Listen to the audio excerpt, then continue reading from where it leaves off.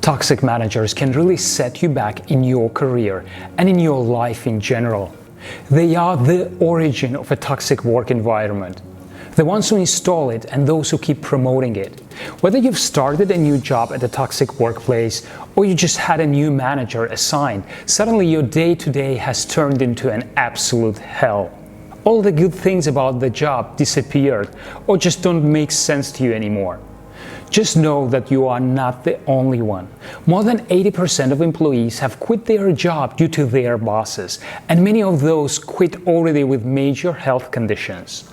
I'm Marat from EMMOTION, and after years of experience in corporate HR, I know what toxic bosses can do to people. So in this video, I'll share tips and ways on how to deal with a toxic manager, to protect your health and your well-being as much as you can. If you are not subscribed to my channel yet, then definitely hit the subscribe below and enable the notification bell so you won't miss out my weekly content. Also tap the like button if you are ready to proceed. The number one rule for anyone who is currently dealing with a toxic management is to immediately start looking for another job. I know you might not think of it as a valid strategy right now, but you also never really cared or gave toxic management a second thought until it happened to you. So listen to me on this. I've dealt with this. I've seen people going through this. I know the impact a toxic boss can have over your life. That's why you have to put an effort into leaving the toxic space as soon as you can. I can already picture some of you thinking about your paycheck and worrying about your bills. Let me put this clear.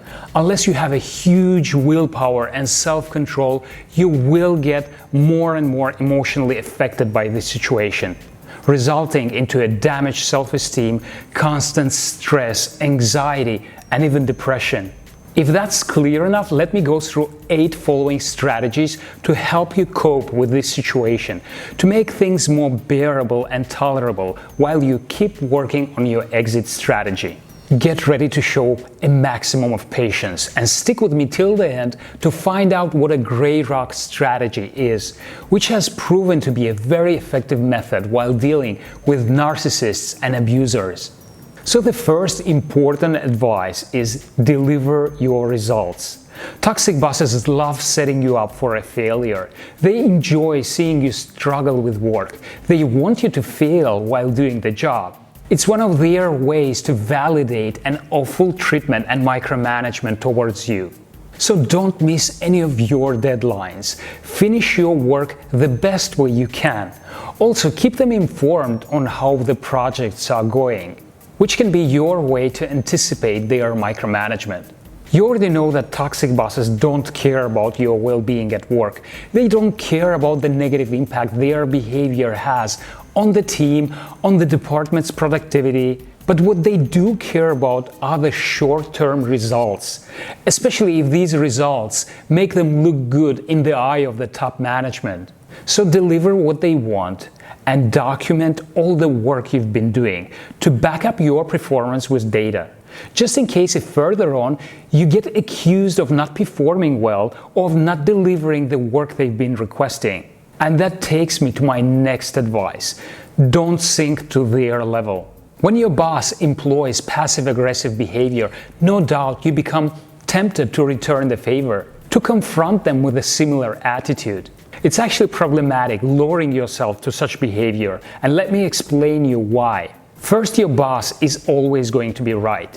When it's between you and them, they will always be right. And you will always be the company's first choice to get terminated. So adopting a hostile behavior will only reinforce their bullying. And second, and most importantly, you will contradict your own values by behaving like them, in ways which you clearly don't respect. You know, toxic managers apply passive-aggressive behavior partially as a response to perceiving you as a threat. For whatever reason, whether it's due to your knowledge, your experience, or being respected by many other colleagues or managers, or due to your possible future projection within the company, you make them feel insecure. So you can't stoop down to their level.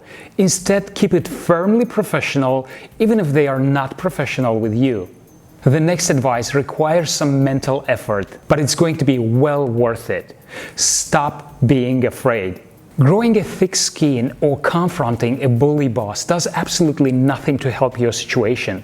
In fact, there are studies which show that things become worse for those who try to fight back toxic managers. So instead, focus on regaining your self-confidence and your self-esteem.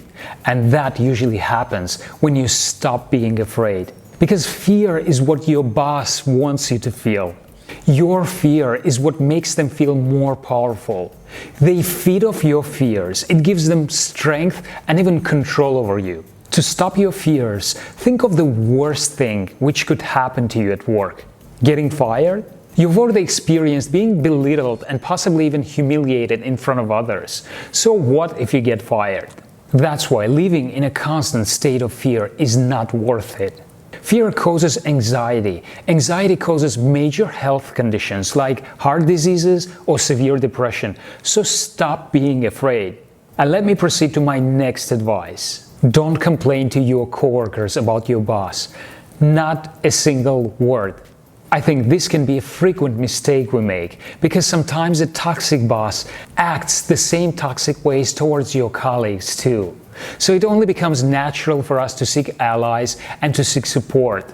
But it's well proven that complaining about your boss at work would only make things worse for you on an emotional level. Plus, your complaints will eventually get to the wrong person because people talk and people gossip. Your complaints will find a way of getting to your manager and then come right back to bite you in the neck. No matter how close you think your coworker is to you, you still can't trust them to keep their mouth shut about something so delicate. And have you also experienced a colleague of yours breaking your trust? I'd love to hear your thoughts on this. So if you want to talk about someone about your situation, make sure that this person is very trusted, or it is someone outside of your work circle. My next advice depends 100% on you. Stop blaming yourself. No matter how toxic bosses make you feel, no matter how demeaning or passive-aggressive their comments are, no matter what they say about you, incompetent, slow, not good enough, you are not. You are not any of those things.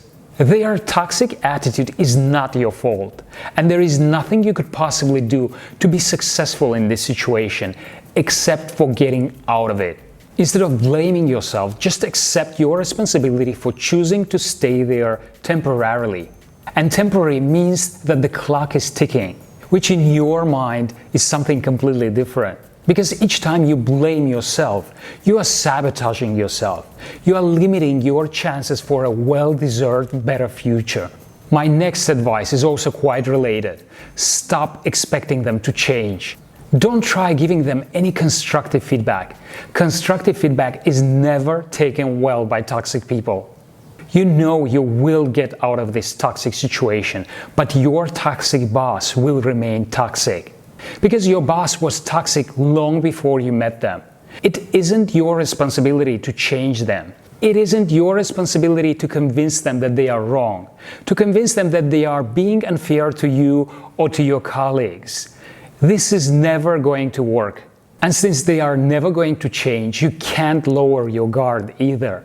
Don't fall into false hope that someday they will treat you with respect. That is not going to happen.